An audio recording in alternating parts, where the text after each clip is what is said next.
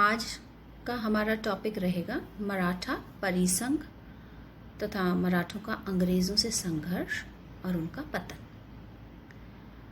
जैसा कि हम पिछले लेक्चर में डिस्कस कर चुके हैं कि मराठा परिसंघ ने अपनी शक्ति का विस्तार पेशवाओं के काल में किया था।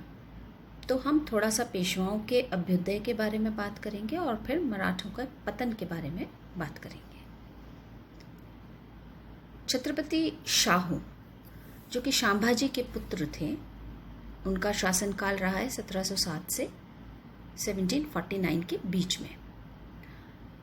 शांभाजी को औरंगज़ेब ने कैद कर लिया था और शाहू औरंगज़ेब की कैद में ही था। औरंगज़ेब की मृत्यु के पश्चात आज़म शाह ने मराठों में फूट डालने के उद्देश्य से शाहू को कैद से मुक्त कर दिया। उस समय तक राजाराम की विधवा पत्नी ने अपने पुत्र शिवाजी द्वितीय को मराठा छत्रपति के रूप में स्थापित कर दिया था। तो शाहू जब कैद से छूटा और उसने मराठा छत्रपति के पद का दावा किया तो मराठों में गृह युद्ध की संभावना बन गई और शाहू और ताराबाई के मध्य युद्ध हुआ।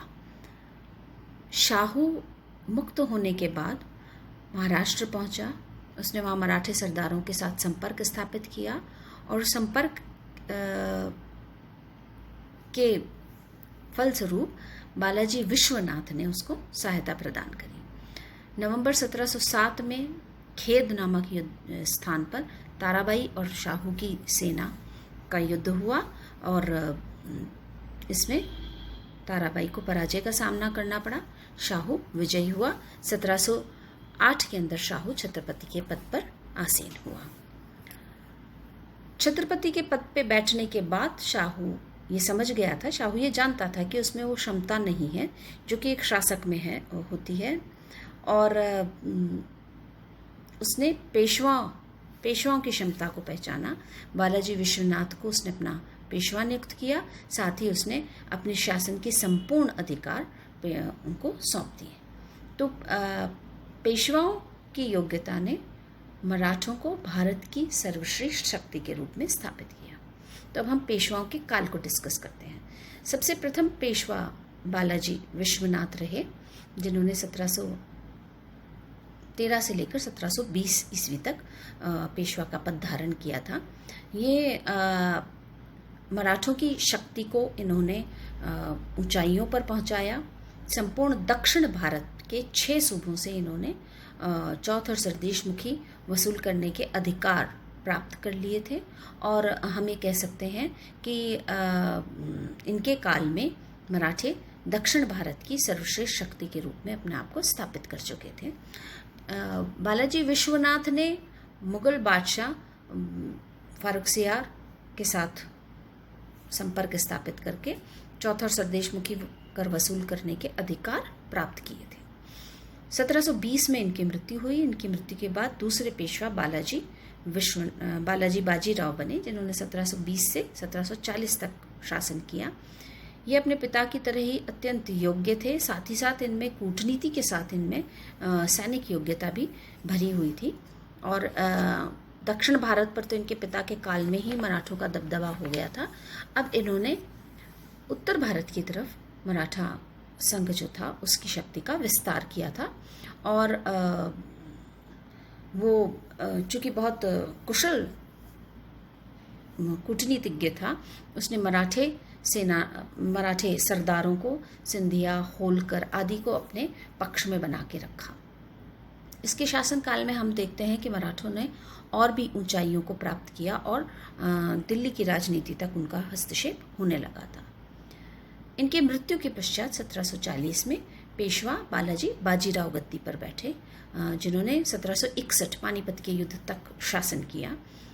बालाजी बाजीराव, जिनको नाना साहब के नाम से भी जाना जाता था, वे अपने पिता के समान ही उन्होंने मराठा परिसंघ को ऊंचाइयों पर पहुंचाया। साथ ही साथ इन्होंने उत्तर भारत की राजनीति के अंदर हस्तक्षेप किया। ये कुशल राजनीतिज्ञ थे।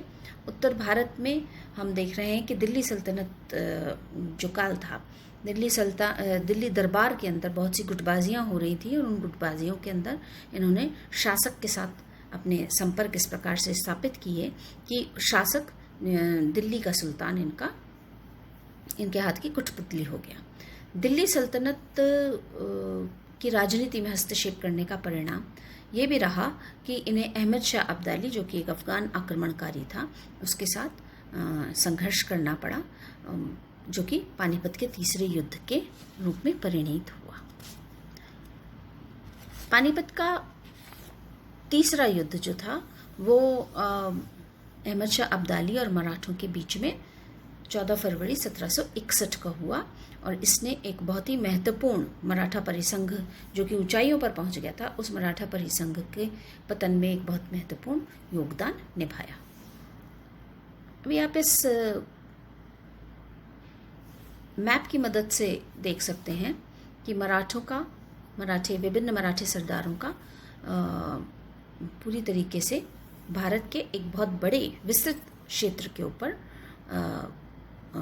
उनका अधिकार था। ये अधिकार क्षेत्र हम देखते हैं पेशवा, भोंसले, सिंधिया, होलकर और गायकवाड़ के राज्य की सीमाओं को बता रहा है। तो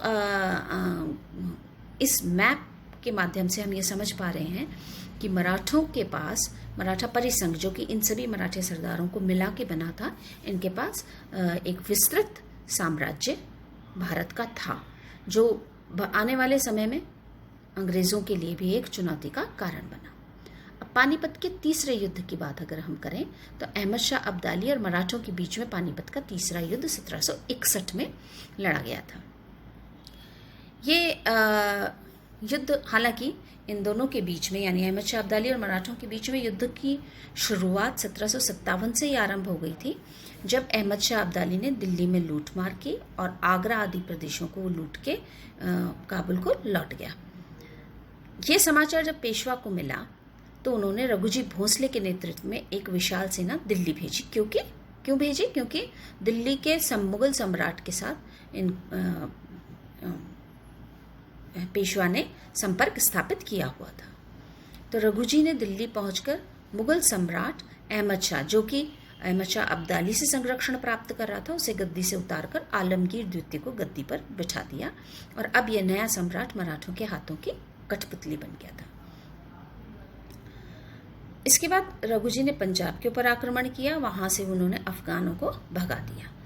तो ये खबर जब अहमद शाह अब्दाली को मिली तो उसने पुनः 1759 में भारत की ओर अपना रुख किया और उसने दिल्ली पर आक्रमण कर दिया। इस दौरान सिंधिया की मृत्यु हो चुकी थी और अब पेशवा ने सदाशिव भाव के नेतृत्व में एक विशाल सेना दिल्ली की ओर भेजी अहमद शाह अब्दाली से युद्ध करने के लिए। सदाशिव भाव ने दिल्ली के ऊपर अपना पुनः प्रभुत्व स्थापित कर लिया, किंतु वर्षा ऋतु आरंभ होने के कारण वो दुआब के ऊपर अपना अधिकार स्थापित करने में सफल नहीं हो पाया। भरतपुर के राजा सूरजमल जाट ने उसको सहयोग किया और उनके सहयोग से वो पानीपत के मैदान की तरफ आगे बढ़ने लगे। मराठों ने अलीगढ़ को जीता और सरहिंद पर उन्होंने अधिकार करके अब्दाली के जो रसद मार्ग जो था उसको रोकने की योजना बनाई, किंतु इसके अंदर भाऊ सफल नहीं हो पाया और फिर मराठा सेना पानीपत के ऐतिहासिक युद्ध स्थल तक पहुंच गई। 2 महीने दोनों की सेनाएं, अब्दाली और मराठों की सेना, आमने सामने डटी रही और फिर अब्दाली ने भाऊ की सेना के रसद मार्ग को रोक दिया। ऐसे में सेना भूख से बिलबिलाने लगी और अब भाऊ के पास अन्य कोई चारा नहीं रहा, तो उसने विवश होकर अब्दाली की सेना पर आक्रमण किया। दोनों पक्षों में 14 जनवरी 1761 को भीषण युद्ध आरंभ हुआ और इस युद्ध में बहुत ही हानि मराठों को उठानी पड़ी। पेशवा के पुत्र विश्वासराव की मृत्यु हो गई। सदाशिव भाव भी इस युद्ध में मारे गए और ऐसा माना जाता है कि कोई भी मराठा परिवार ऐसा नहीं बचा जिसका सदस्य इस युद्ध में मारा न गया हो। तो कुल मिलाकर हम ये कह सकते हैं कि ये युद्ध विनाशकारी, मराठों के लिए विनाशकारी साबित हुआ और इसने मराठों की जो शक्ति थी उसको पूरी तरीके से कमज़ोर बना दिया। मराठे इसमें हार गए और अहमद शाह अब्दाली की विजय हासिल करी। इसमें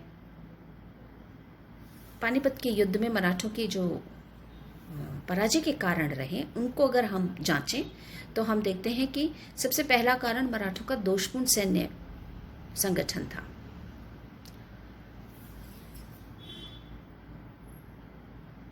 मराठों के पराजय के कारण से पूर्व हम डिस्कस कर लेते हैं मराठों के पानीपत के युद्ध के यानी पानीपत के युद्ध के परिणाम क्या रहे।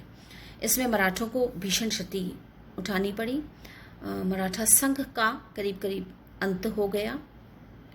पेशवा के प्रभुत्व का भी अंत हुआ। हालांकि बाद में गद्दी पर माधवराव गद्दी पर बैठे, लेकिन जिस प्रकार की शक्ति पूर्व के 3 पेशवाओं के हाथों में रही वो माधवराव के पास उतनी शक्ति नहीं रही। मुगल साम्राज्य का विघटन हो गया और अंग्रेज़ों को अपने पांव पसारने का मौका प्राप्त हुआ। अगर मराठा पराजय की बात हम करें तो मराठों का दोषपूर्ण सैन्य संगठन जो था वो सबसे पहला कारण रहा। मराठों ने अपनी सेना, जो कि मराठों की सेना छोटे छोटे टुकड़ियों में विभाजित थी और वो एक राष्ट्रीय सेना के रूप में कार्य नहीं कर पाई। उसके अलावा मराठों की युद्ध पद्धति भी दोषपूर्ण रही। वे पारंपरिक जो उनकी छापामार युद्ध पद्धति थी उसको छोड़ के उन्होंने मैदानी इलाके में युद्ध लड़ा था। ये एक उनकी हार का बड़ा कारण रहा। अहमद शाह अब्दाली की सेना जो थी वो अत्यंत योग्य थी, प्रशिक्षण प्राप्त थी और उन्होंने एक राष्ट्रीय सेना के रूप में कार्य किया था। सदाशिव भाऊ जो कि सेना का नेतृत्व कर रहे थे, उनके अहंकार ने भी मराठों को बहुत नुकसान पहुंचाया। सदाशिव भाऊ ने अपने सहयोगी सरदारों की सलाह को नहीं माना और उसका परिणाम पानीपत के तीसरे युद्ध के पराजय के रूप में देखना पड़ा। मराठा सरदारों में भी आपस में बहुत मतभेद रहा, इनमें एकता का अभाव रहा। हम देखते हैं कि मराठे सरदार वैसे तो शिवाजी के बाद से ही एक दूसरे के प्रति प्रतिस्पर्धा रखने लगे थे और इस वजह से इनमें एकता नहीं रही। इसके अलावा अब्दाली को भारतीय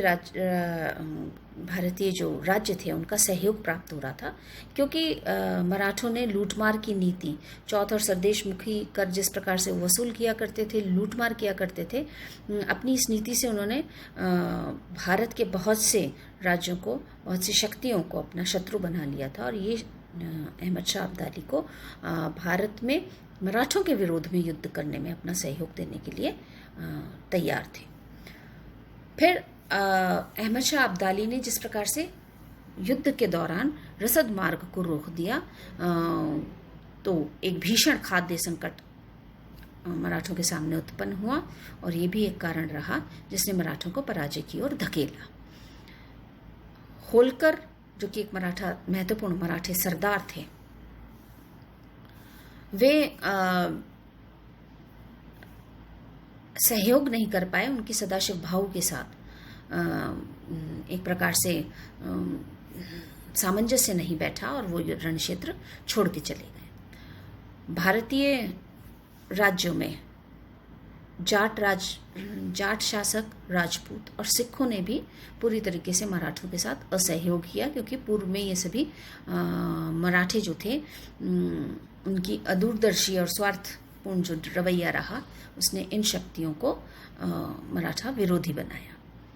विश्वास राव जो कि पेशवा के पुत्र थे, उनकी मृत्यु ने भी मराठा सेना का मनोबल तोड़ा और ये सभी कारण मराठा पराजय के रहे।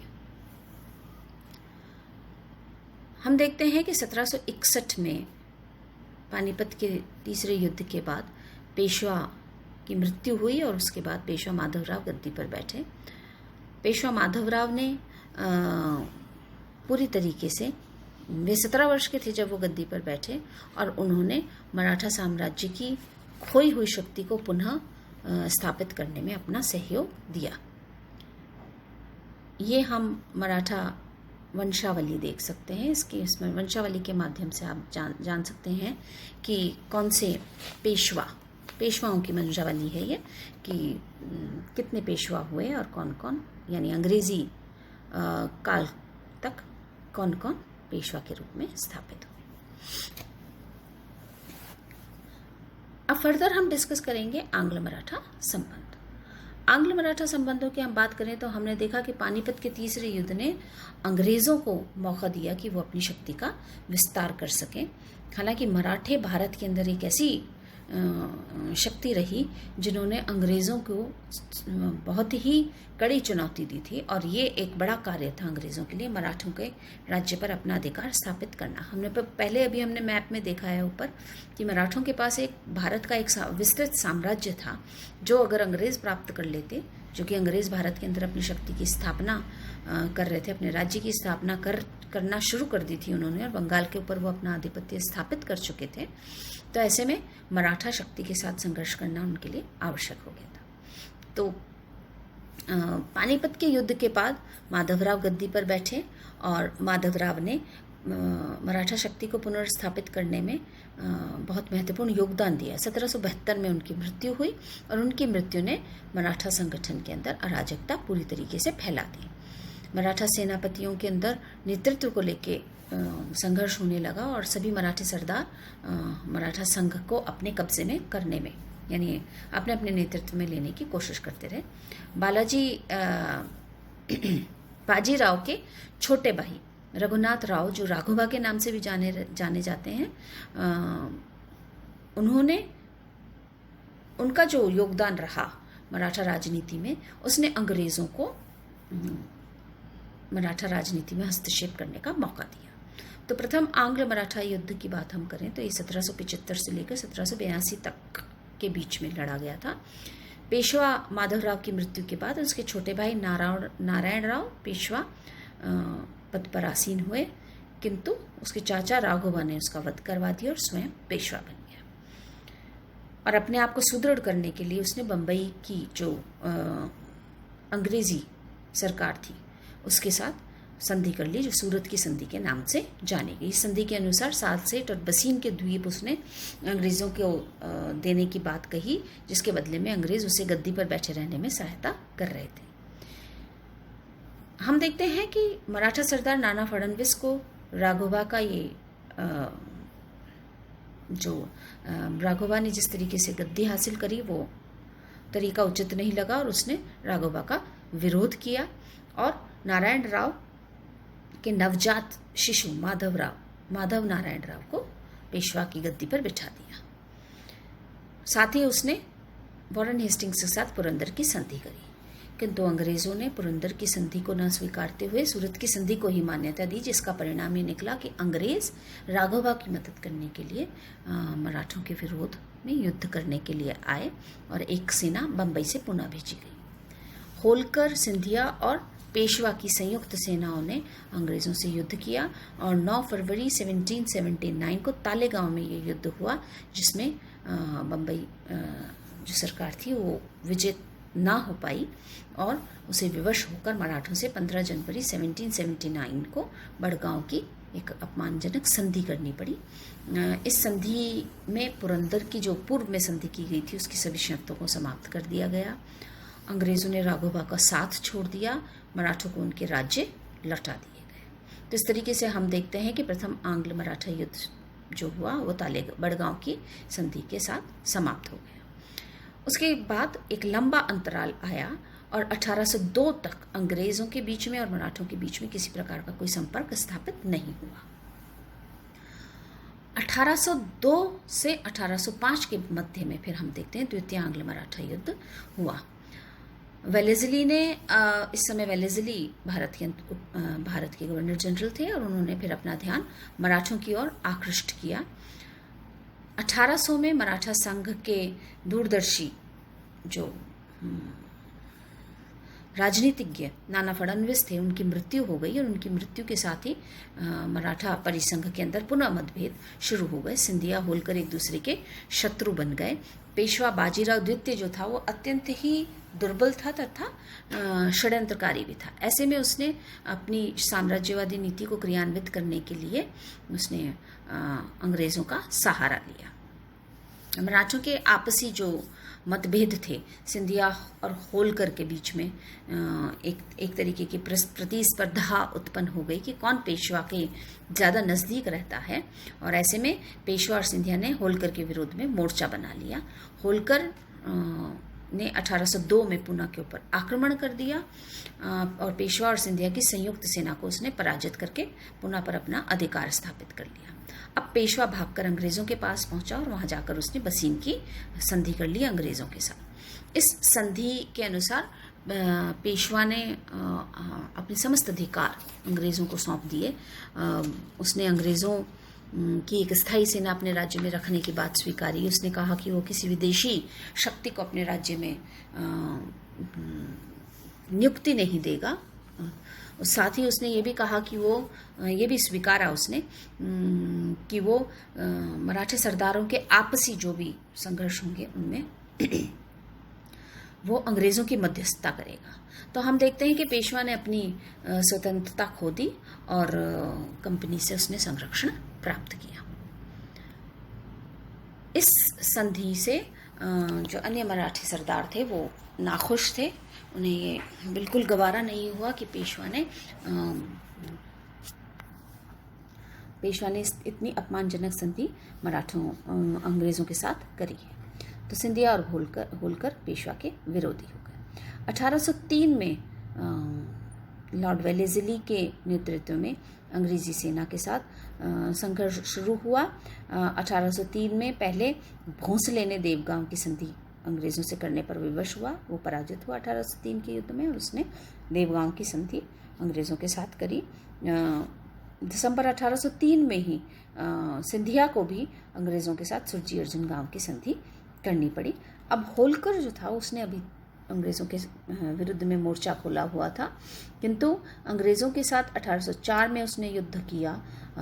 उसे भरतपुर के जाट शासक का सहयोग प्राप्त हो रहा था, किंतु वो विजयी तो नहीं हुआ, किंतु उसने अंग्रेज़ों के साथ किसी प्रकार की संधि 1805 तक में नहीं करी।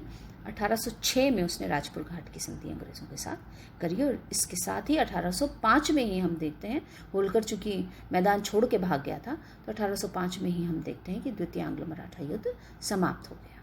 और फिर उसके बाद फिर कुछ वर्षों का अंतराल आया। अंग्रेज़ अपने राज्य को सुदृढ़ करने में लगे, उन्होंने मराठों की तरफ ज़्यादा ध्यान नहीं दिया और फिर तृतीय आंग्ल मराठा युद्ध की शुरुआत हुई 1817 में। एक वर्ष तक ये युद्ध लड़ा गया, 1817 से 1818 तक। और इस युद्ध की शुरुआत में हम देखते हैं कि पेशवा बसीन की संधि से प्रसन्न नहीं थे, क्योंकि अंग्रेज़ों ने उनके ऊपर बहुत ज़बरदस्त कब्जा किया हुआ था। अतः पेशवा ने अपने सहयोगियों के साथ मिलकर मराठे सरदारों के साथ एक गुप्त संधि कर ली, जिसके द्वारा वो अंग्रेज़ों के साथ युद्ध करने के लिए तैयार थे। इसकी जानकारी अंग्रेज़ी रेजिडेंट को मिल गई और उसने पेशवा के ऊपर आक्रमण कर दिया। पेशवा ने अंग्रेज़ी रेजिडेंट के ऊपर पहले आक्रमण किया और फिर अंग्रेज़ों के विरोध में मोर्चा खोल दिया। पेशवा के साथ अंग्रेज़ों ने युद्ध किया। इस युद्ध में पेशवा पराजित हुआ और उसे अंग्रेज़ों के सामने समर्पण करना पड़ा। भोसले भाग के पंजाब की ओर चले गए। होलकर की पराजय हुई। इस तरीके से हम देखते हैं कि सिंधिया की पराजय हुई, होलकर की पराजय हुई और पेशवा को अंग्रेज़ों के सामने घुटने टेकने पड़े। होलकर ने 1818 के अंदर मंदसौर की संधि करी और अंग्रेज़ों ने पेशवा के पद को समाप्त करके संपूर्ण मराठा साम्राज्य को अपने राज्य में सम्मिलित कर लिया और मराठा शक्ति का पतन हो गया। इस अंतिम तृतीय आंग्ल मराठा युद्ध के साथ ही मराठा, जो कि एक शक्तिशाली संगठन के रूप में अपने आप को स्थापित किए हुए थे, उसका पूरी तरीके से पतन हो गया और अंग्रेज़ों को एक विस्तृत साम्राज्य प्राप्त हुआ। अब हम मराठा पराजय के कारणों की अगर हम बात करते हैं तो हम देखते हैं कि मराठों में एकता का पूर्ण रूप से अभाव रहा और ये एक सबसे बड़ा कारण रहा अंग्रेज़ों के विरोध में उनकी पराजय का। मराठों में पेशवाओं की मृत्यु के बाद से कोई योग्य नेतृत्व भी नहीं रहा। गद्दी पर जितने पेशवा माधवराव के बाद बैठे वो सभी कमज़ोर और लालची रहे, और ये भी एक कारण रहा कि मराठा संघ जो था वो बिखरता चला गया। मराठों ने अपनी पारंपरिक छापामार युद्ध पद्धति का परित्याग कर दिया था और मैदानी क्षेत्र में युद्ध लड़ने के लिए वो तैयार नहीं थे। यूरोपीय युद्ध पद्धति जो थी वो भी उनके लिए एक कठिनाई का कारण थी। इसलिए हम देखते हैं कि मराठों की जो युद्ध पद्धति थी उसने भी मराठों को पराजय का सामना करने के लिए मजबूर किया। मराठों की आर्थिक व्यवस्था भी सुदृढ़ नहीं थी। उनका जो आर्थिक निर्भरता थी वो चौथ और सरदेशमुखी कर वसूल करके ही वो अपना राज्य का कार्यकाज करते थे। अब चूंकि इतने युद्ध हो रहे थे तो ये इस प्रकार से कर वसूल नहीं कर पाए और अर्थव्यवस्था बिगड़ी हुई अर्थव्यवस्था ने भी उनके पतन में योगदान दिया। मराठा संघ में कूटनीतिज्ञ कोई नहीं रहा। नाना फडणवीस की मृत्यु के बाद से मराठा संघ में कोई ऐसा नेता नहीं रहा, ऐसा कोई राजनीतिज्ञ नहीं रहा जो अंग्रेज़ों की विरोध में किसी प्रकार की नीति का निर्माण कर सकता, और ये एक कारण रहा मराठों के पराजय का। देसी राज्यों के प्रति जो मराठों की नीति रही थी उसने भी मराठों के पराजय में एक महत्वपूर्ण योगदान दिया। ऐसे ही अन्य बहुत से कारण हैं। सिखों का उदय होना, तृतीय पानीपत के युद्ध ने मराठों की शक्ति को जो आघात पहुंचाया था वो तो एक बहुत महत्वपूर्ण कारण रहा ही मराठों के पतन का। तो हम देखते हैं कि अंग्रेज़ों ने 1818 तक मराठा शक्ति को क्षीण कर दिया। मराठा जो कि शिवाजी के द्वारा जो मराठा परिसंघ का निर्माण किया गया था और जो भारत में एक हिंदू साम्राज्य की स्थापना करने का उद्देश्य लेके चले थे, वो उद्देश्य की पूर्ति वो नहीं कर पाए। एक तो अंग्रेज़ों की बढ़ती हुई शक्ति के कारण और दूसरा अपनी ही कुछ कमज़ोरियों की वजह से जो हम अभी डिस्कस कर चुके हैं। तो इसके साथ ही हम देखते हैं कि भारत में अंग्रेज़ी शक्ति जो थी उसका विस्तार होने लगा और अंग्रेज़ों के लिए जो एक सबसे बड़ी चुनौती भारत में मराठों की थी वो समाप्त हो गई।